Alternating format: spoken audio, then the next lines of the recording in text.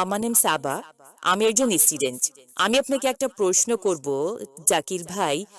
একজন পুরুষ বেহেশতে গেলে হুর পাবে, অর্থাৎ আয়তলোচনা সুন্দরী সে পাবে, কিন্তু নারী বেহেশতে গেলে সেখানে সে কি পাবে?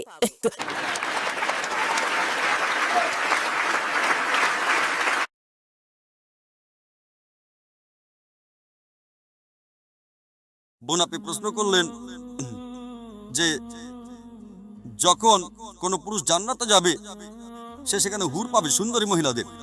এখানে নারীরা কি পাবে তারা যখন জান্নাতে যাবে? পবিত্র কোরআনে এই হুর শব্দটার উল্লেখ আছে সব মিলিয়ে মোট 4টি জায়গায়। পবিত্র কোরআনে সূরা দুখানের 54 নম্বর আয়াতে উল্লেখ করা হয়েছে।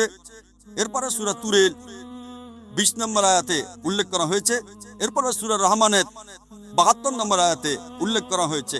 আর সবশেষে সূরা ওয়াকিয়ার 22 নম্বর আয়াতে উল্লেখ করা হয়েছে।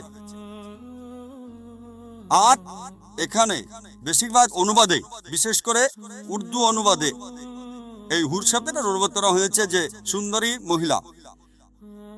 যদি এই হুর শব্দটার অর্থ হয়ে থাকে সুন্দরী মহিলা, তাহলে মহিলারা জান্নাতে গিয়ে কি পাবে? সত্যি বলতে এই হুর শব্দটা হলো বহুবচন। এক বচনে হাওয়ার, যেটা পুরুষের জন্য প্রযোজ্য, আর হাওয়ার এটা নারীদের জন্য প্রযোজ্য। এখানে আসলে হাওয়ারের চারিত্রিক বৈশিষ্ট্য বোঝানো হচ্ছে।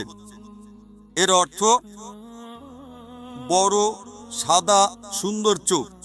এখানে বিশেষ করে সাদা চোখের কথা বলা হয়েছে।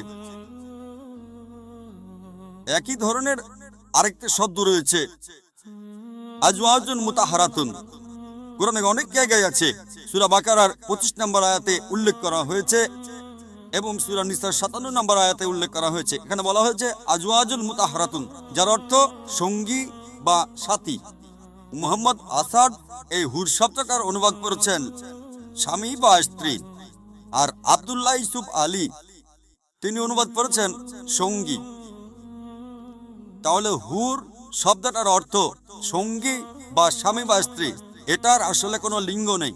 পুরুষরা জান্নাতে গেলে ভালো মহিলা পাবে যাদের চোখ বড় আর সুন্দর, আর মহিলারা পাবে ভালো পুরুষ যাদের চোখ বড় আর সুন্দর। আশা করি উত্তরটা পেয়েছেন।